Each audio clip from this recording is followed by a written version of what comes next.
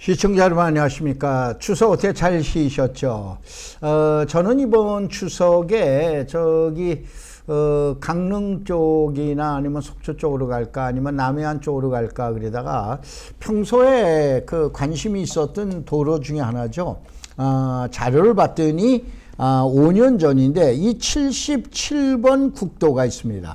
이 77번 국도는 이제 원래 개성인데 남한 쪽에서는 이제 파주의 문산에서 출발해서 여러분 자유로 아시죠? 그 다음에 자유로를 거쳐서 여러분 이제 화성의 그 해안도로 쪽을 쭉 내려가서 그 다음에 여러분 사만금 아시죠? 그 방조제 33km 되는 도로를 거쳐서 이게 부산까지 가는 도로입니다. 그러니까 우리나라의 서쪽을 출발을 해서 이제 그 남쪽의 끝이 이제 부산까지 해안을 도는 도로인데 이 도로에 가장 관심이 있었던 제가 지역이 어디냐면은 이제 해남 여러분 이제 보통 얘기한 땅끝 마을 있는 데에서 완도를 거쳐서 고흥을 거쳐서 여수까지 가는 도로입니다. 그래서 제가 이번에는 여수에 좀 다녀오면서 여수에서 고흥으로 가가지고 고흥에서 이제 포두면이라고 있습니다. 영남면하고 경계인데 이 포두면을 거쳐서 영남면을 거쳐서 적금도라고 우리는 데를 다녀왔는데 이건 나중에 제가 한번 이제 설명을 드리겠습니다.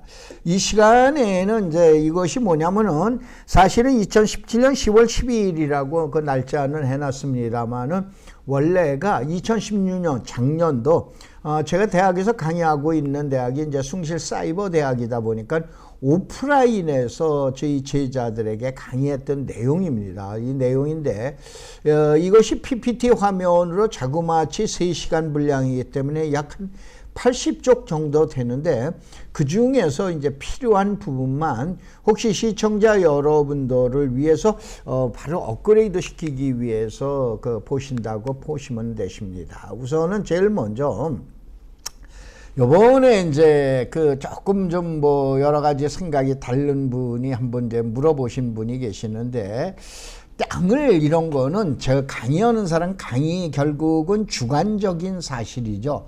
이건 저 혼자만의 생각인데 만약에 시청자 여러분들이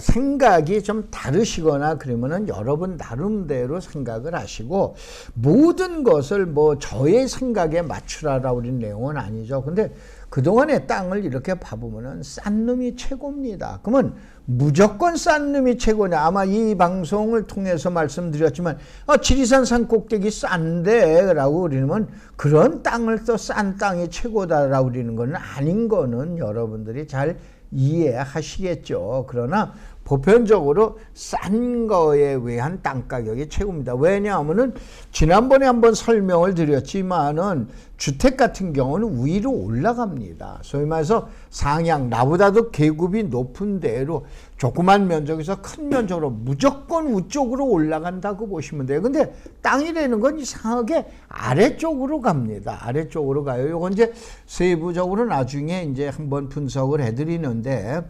여러분들에게 요 내용을 한번 요걸 갖다 자세히 설명을 드린다는 거는 이건 시간 낭비이기 때문에 그냥 넘어가도록 하겠습니다.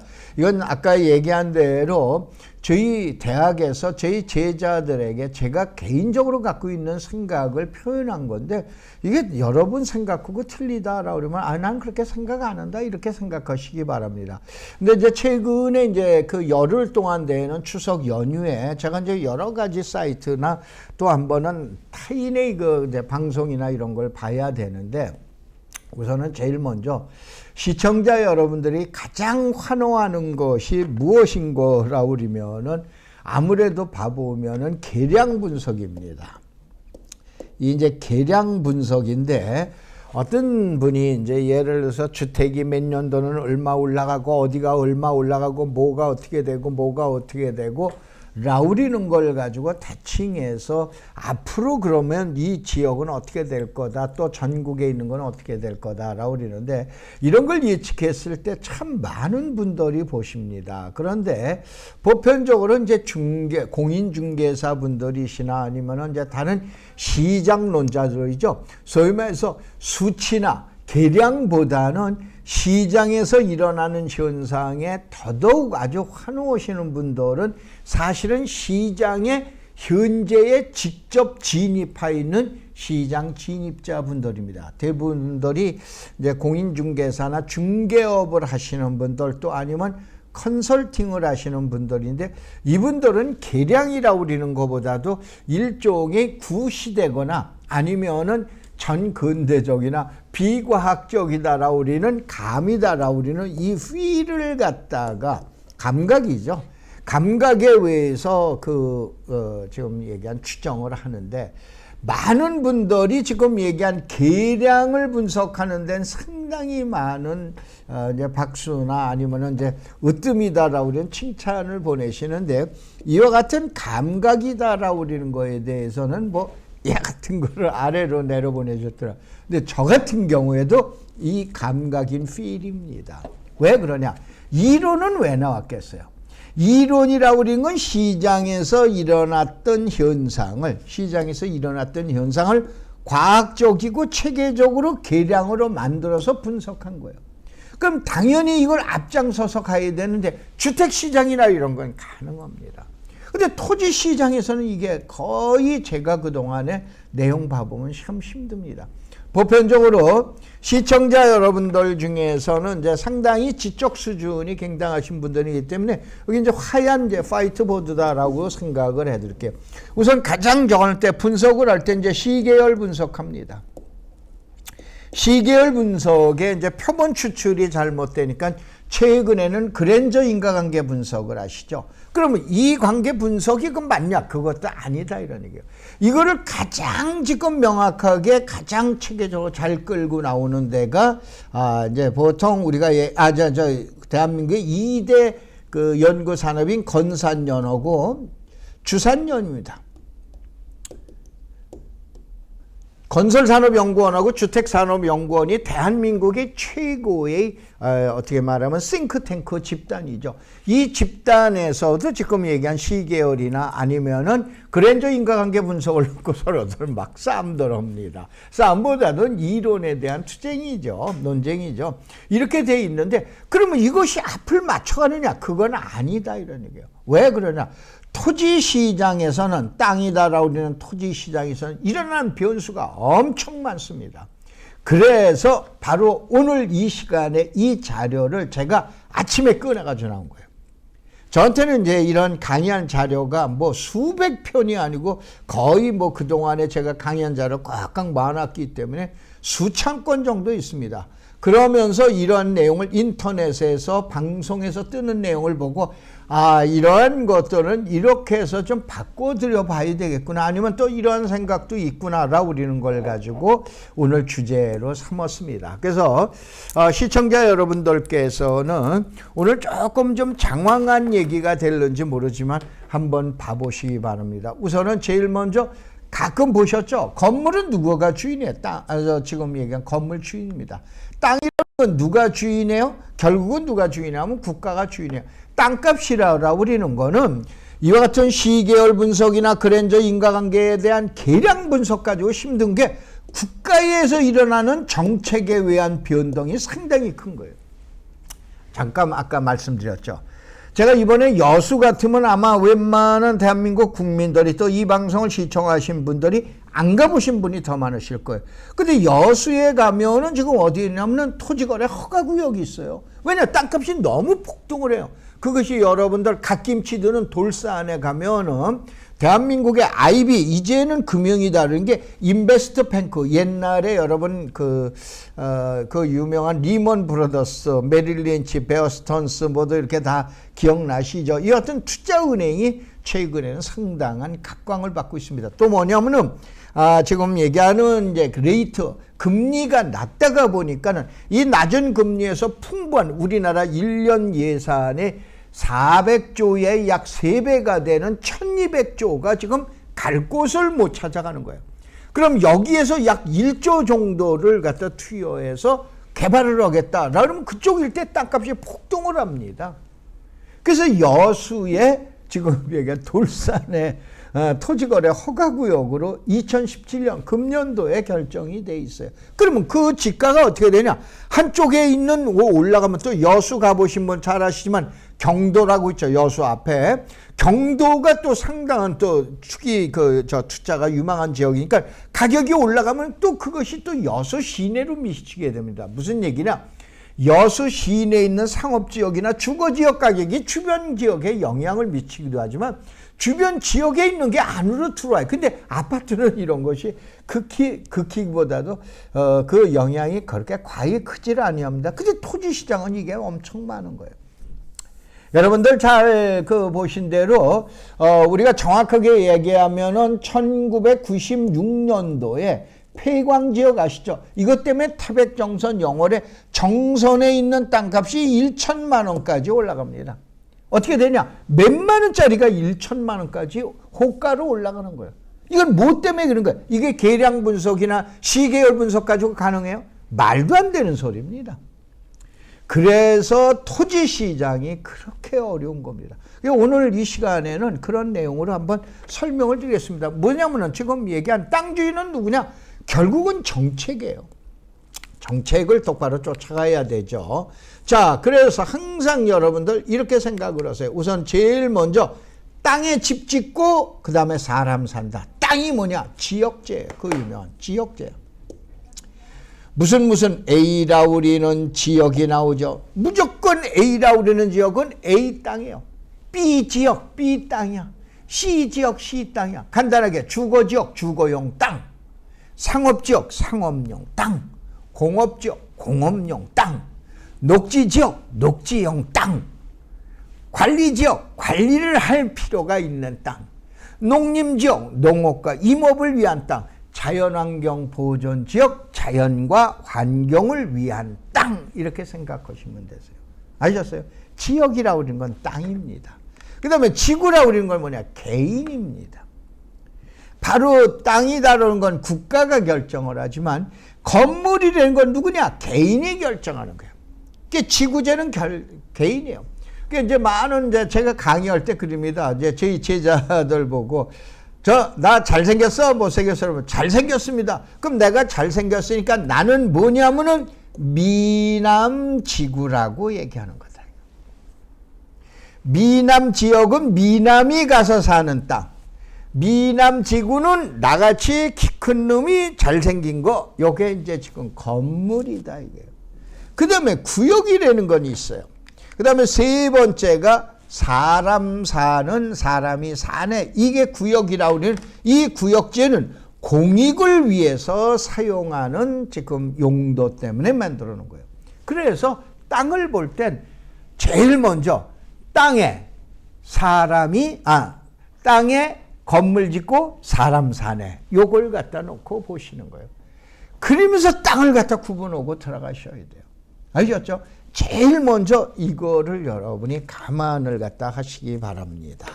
그 다음에 그러면 땅을 갖다가 적으려면 땅의 가치 순서를 잘 보려면 땅은 첫째, 나가 문제가 아니에요. 나를 에워싸고 있는 주변 환경에 의해서 영향을 받는 게 납니다. 그래서 대한민국의 컨설팅 교육이 제일 먼저 시작된 것이 1992년도, 93년도입니다. 여러분 KPC라고 우리는 생산성 본부인데 이 생산성 본부에서 부동산 컨설팅이다라고 우리는 과정을 제일 먼저 기획하고 만들어 놓은 장본인이 접니다. 아마 건설회사 예전에 들어보셨던 분들. 근데 이때 제가 지은 책이 부동산 컨설팅 보고서 작성 요령. 지금으로 말하면은 얼마 됩니까? 20년이 넘었는데 아직도 이 책이 팔리고 있다라고 합니다. 그런데 바로 뭐냐면 컨설팅에서 그랬어요. 컨설팅을 할 때는 현장부터 가는 게 아니에요. 주변부터 보는 거예요. 현장부터 가서 보면은 예를 들어서 어떠한 물질을 가서 본다 이거예요. 사람을 가서 봤더니 참 잘생겨서 미남이야. 키도 커. 배운 것도 많대. 그러면 이 땅이 좋아 보인다니까. 근데 주변 환경을 봤더니 엉망진창이야. 뭐 요즘에 나오는 게 그 어금니 아빠인데요. 어금니 아빠 개인적으로 생긴 거를 잘 아직은 뭐 공개를 안 해서 잘 모르겠는데 얼굴 보거나 그러면 잘생겼다. 그러면 그 잘생긴 거 보고 그 사람 마음이 그래? 아니, 주변 환경을 봤더니 주변 환경이 안 좋다. 그것이 주변의 땅에 미치는 영향이 큰 거예요. 그래서 땅이다라고 그러는 건 제일 먼저 해당 지역에 있는 지점을 가서 보시면 안 됩니다.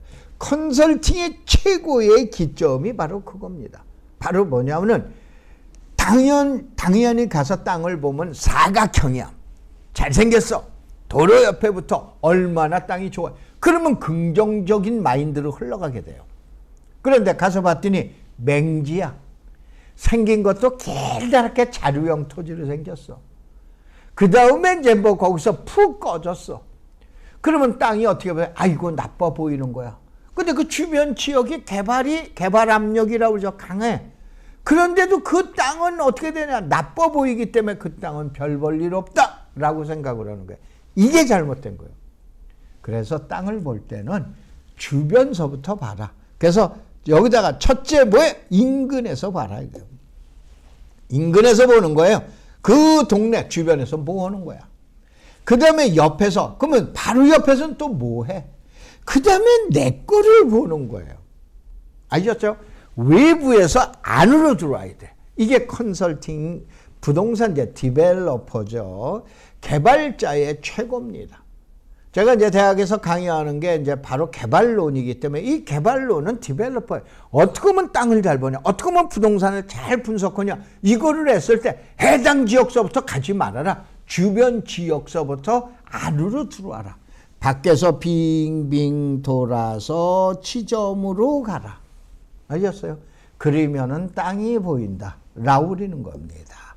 그 다음에 이제 한번 봐보면은 땅에 이제 천기를 누설하는데, 자, 제가 이거를 갖다가 한번 설명을 드릴게요. 이게 아마 오늘 시간을 가장 많이 이끌어 나갈 거예요.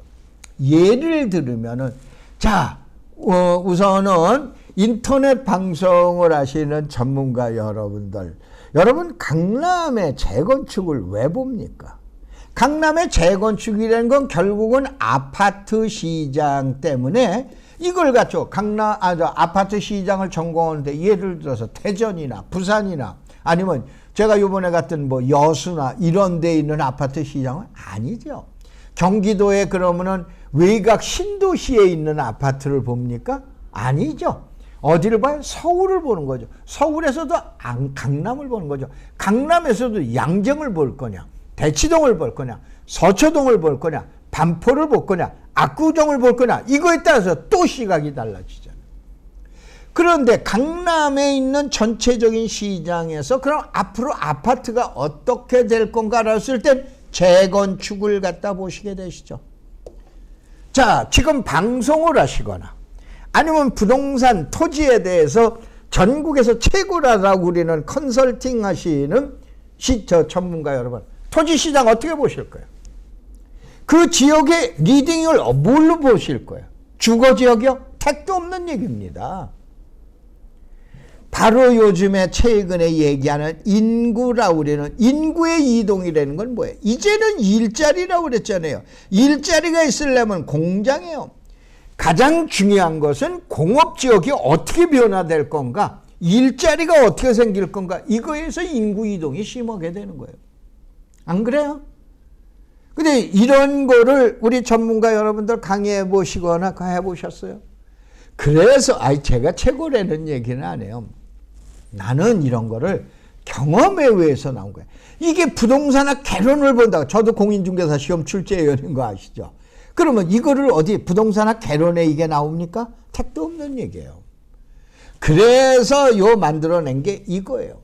우선은 해당 지역에 가셔가지고 주거지역을 100으로 보셔야 돼요. 100으로 보라는 건 예를 들어서 자, 화성시를 여러분이 분석하고 싶다.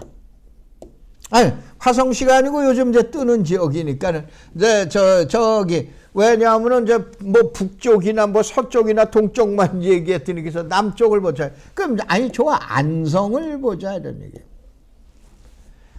안성에 예를 들어서 아양지구, 아양택지개발지구가 있죠.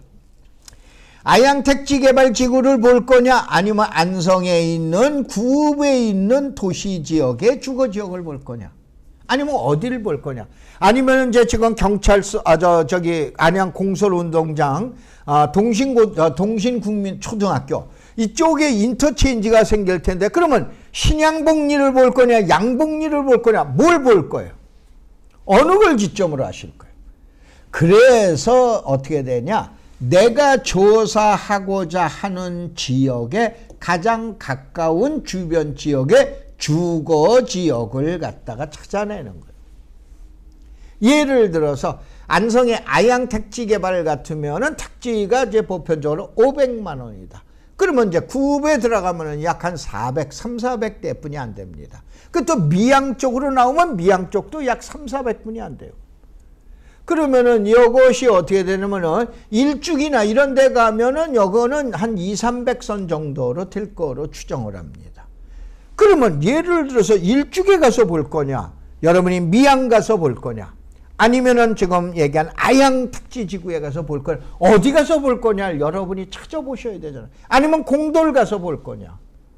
공도 같으면은 어떻게 됩니까? 지금 얘기한 비전지구 평택의 영향을 직접적으로 받게 되잖아요. 그건 안양읍내에 있는 땅값하고는 영향을 받게 되지는 않잖아요. 그러면 이거를 바로 얘기하는 것처럼 어디에 받느냐 그러면 내가 조사하는 지역에 가장 가까운 주거 지역을 갖다 땅값을 찾아내는 거예요. 땅값을 찾아내셔서 그 지역을 100으로 보세요. 그러니까 상업지역 같으면 어떻게 되냐, 막 상업지역으로 지정을 했거나 아니면은 이것이 이제 도시의 쇠퇴, 디클레어가 일어나는 지역들이 있어요. 최근에 있는 우리나라의 대부분의 중소도시는 도시의 쇠퇴, 디클레어가 일어나고 있죠. 그러면 이왕 같은 거를 갖다가 얘기했을 때 결국은 여러분들이 어떻게 되냐, 예를 들어서 뭐 특정한 지역을 갖다 얘기하면 그 지역에 계신 분들이 기분이 언짢으실 테니까, 자, 지방에 있는 A라우리는 중소도시가 있다. 중소도시 주거지역이 100만 원이야. 평균 100만 원이야. 그러면 상업지역이 어떻게 되냐? 200만 원이나 150만 원뿐이 안 온다 이거. 왜 그러냐? 인구의 계속적인 감소가 일어나기 때문에요. 그리고 또 이제 새로이 신설되거나 그러면은 보편적으로 새로 막 앞 주거지역, 시가와 예정용지라는 게 있어요. 그때서부터는 100에서부터 올라가기 시작합니다. 그래서 이제 보편적으로 저는 200이라고 본 거예요. 그 다음에 상업의 기능이 최고조로 닿았을 때 물론 10배짜리도 있겠죠. 보편적으로 보면 700으로 봅니다. 무슨 얘기냐? 자, 강남의 테헤란로가 상업지역이 얼마 되겠어요? 약 평당 2억 5천, 3억, 5억 가는 데들도 있겠죠. 강남에 있는 보통 주거지역 가격이 평당 5천만 원, 5,7이 35, 그래서 3억 5천. 이렇게 보시는 거예요. 그래 놓고 해당 필지를 가서 추적을 하는 거예요. 아니, 거기다 대고 무슨 시계열 분석에다가 계속해서 뭐 어딥니까, 저기 한국감정원에 있는 지가동향, 국민은행에 일어난 지가동향 그래프, 이게 무슨 주식시장이에요? 말도 안 되는 얘기예요. 이거는 앞으로 대한민국 전체에 대한 토지 가격이나 이런 거를 분석할 땐 그게 최고예요. 그렇잖아요. 과거에 일어났던 현상을 갖다 오는 건데. 근데 지역 분석에서는 그건 말도 안 되는 소리예요. 저는 강하게 부정을 합니다. 근데 이제 이런 것처럼 바로 뭐냐면은 200으로 놓고 공업지역을, 과거에는 이걸 30이었어요. 근데 점점 넘어갑니다. 최근에는 50까지도 올라가요. 여기서 90이 뭐예요? 준공업지역 같은 데는 120까지 올라갑니다. 무슨 얘기냐? 주거지역보다 더 비싸, 준공업지역이. 예전에는 보편적으로 쌌었어요. 왜 그러냐? 그 유명한 오피스텔이나 또 아니면은 여러분 아파트형 공장 아시죠?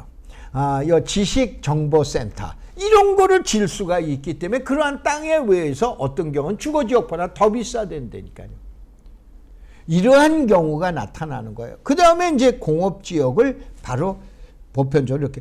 예를 들어서 인천의 남동공단 같은 경우가 최근에 한 300에서 약 400만 원대에서 뭐 500만 원 조그만 공장들 얘기하는 거죠. 올라갔다라고 얘기합니다.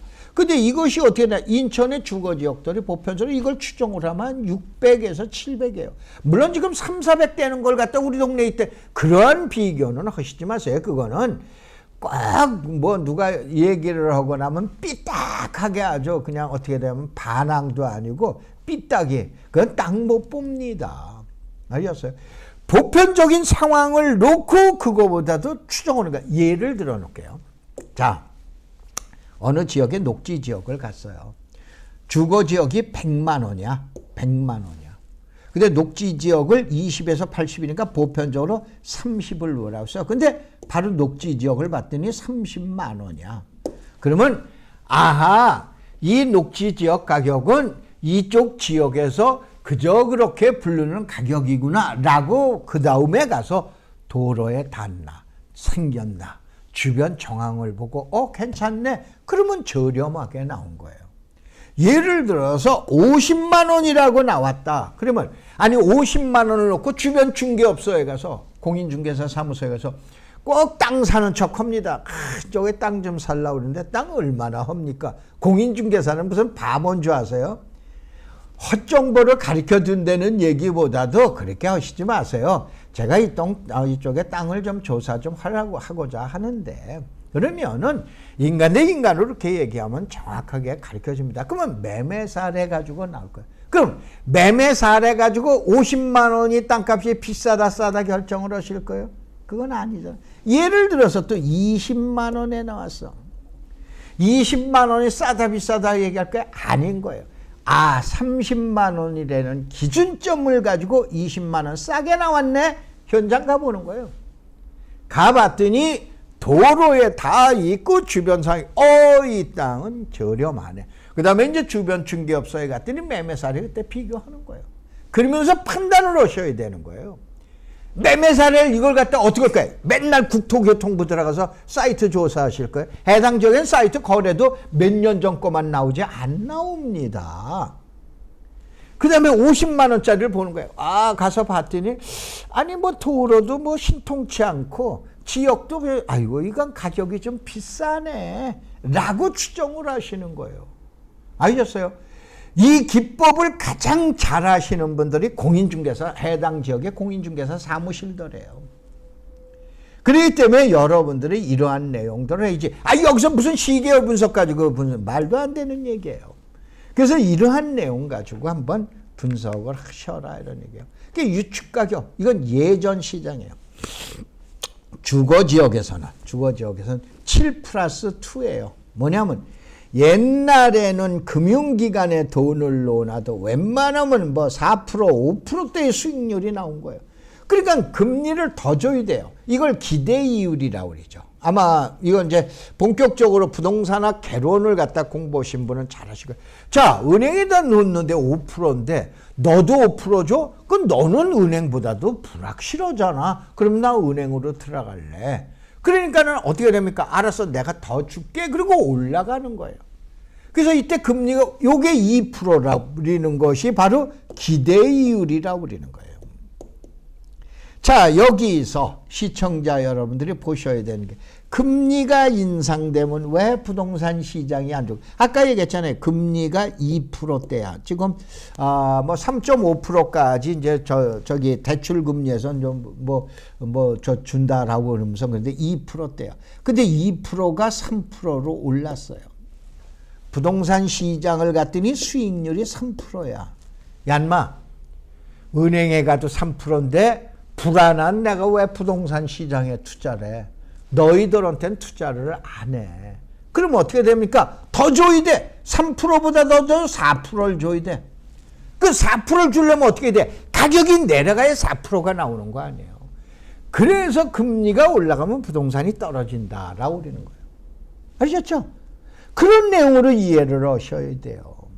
그런데 이게 바로 뭐냐? 옛날에 나왔을 때는 옛날에 금리가 이제 보편적으로 이제 그러니까 약 10년 전의 금리나 이렇게 됐을 때는 이렇게 해서 시장에 내용이 나왔다라고 그러는 그런 내용이에요. 그 다음에 이것이 어떻게 되냐면은 요즘 시장에서는 7%가 4%대로 떨어지는 거예요. 제가 그랬었죠. 이 강의를 할 때에는 시청자 여러분들이 이것을 정리하는 게 이론이에요. 요즘 얘기한 그래프 가지고 설명하는 사람들. 근데 이걸 풀어서 해줄 사람이 없어. 왜 그러냐? 그만큼 경륜이 짧으시기 때문에 그러는 거예요. 그래서 지금 얘기한 제가 제 강의 때는 사진을 찍어서 지금 요거를 여러분이 보관하고 계시고, 혹시 그 뭐 틀렸다라고 그러면 틀렸다라고 저한테 얘기하셔도 되세요. 지금 얘기한 대로 자 7%에서 이렇게 나오고 상업지역은 3%대로 떨어지고 이렇게 떨어져요. 지금도 여러분 봐보세요. 일반 공업지역이나 전용 공업지역에는 지금도 수익률이 7%에서 거의 10%대가 나옵니다. 알으셨어요? 그래서 나중에 여러분 여기에서 그린벨트의 창고라든가 이러한 얘기들을 갖다가 해놓는 거예요. 그래서 이제 시청자 여러분들이 요렇게 해서 이제 보시면은 되십니다. 그래서 이제 요게 요즘 시장은. 자, 그 다음에 앞으로 특지 개발을 그럼 어떻게 되냐. 자, 우선은 건물을 빨리 져라. 뭐 건물 촉진법이라고는 없죠. 건물을 빨리 짓는 방법은 인허가 빨리 받는 거예요. 그런데 이 주택을 원하는 사람들이 너무 많은 거예요. 그러면 주택을 빨리 지어라. 이게 주택건설 촉진법이라고 우리는 주촉법이에요. 그래서 아파트의 인허가 하고 일반 여러분들 시청자 여러분이 단독주택이나 또 아니면은 근생 건물을 갖고 계시다라 그러면 여러분은 뭐냐? 건축법으로 건축허가를 받으신 거예요. 그런데 아파트나 연립 같은 아파트나 이러한 경우는 주택건설 촉진법 가지고 지금 얘기하는 아파트를 인허가를 빨리 받은 거예요. 근데 이제 어떻게 되냐? 그러면 땅을 빨리 개발을 해야겠다. 원래 땅을 갖다가 일반적으로 조성을 하려라 그러면은 지금 얘기하는 땅에 대한 형질 변경 허가를 받아서 여러 가지 이게 약 한 60여 가지의 인허가 절차를 거쳐야 됩니다. 이렇게 하다가는 지금 아파트 때문에 난리니까 땅을 빨리 공급을 해줘야 된다. 그럼 빨리 공급을 해주기 위해서 만든 것이 택지개발 촉진법에 이거에 의해서 나온 것이 바로 신도시라고 생각하면 돼요. 근데 최근에 어떤 상황이 일어납니까? 인구는 점점 감소한다라고 그러죠. 감소가 아니고 현재는 정체입니다. 2036년도나 돼야 앞으로 약 한 30년을 더 가야 인구가 감소되고 지금은 인구의 정체예요. 정체가 일어난다라고 하는데 인구가 정체가 일어나고 그 다음에 과거에 너도나도 대도시 특별히 수도권 지역으로 몰려왔다 이거예요. 그런데 최근에 이제 이게 끝이야. 그러다 보니까 수도권에 있는 인구가 경기도에 있는 서울에 있는 인구가 경기도로 경기도나 또 수도권에 있는 인구가 또 다시 지방으로 다시 회귀하기 시작을 했다 이거예요. 이렇게 되다가 보니까는 과거와 같은 택지개발 사업에서의 변화가 온 거예요. 그래서 지금서부터는 또 이걸 또 아까 얘기한 자꾸 시계열 분석이나 그랜저 인과관계만 가지고 얘기하는 게 아니라 이러한 내용에 의해서 과거에 있는 땅값이 올라가던 이거 전부 필요 없어요. 이제 시청자 여러분 그래요 안 그래요?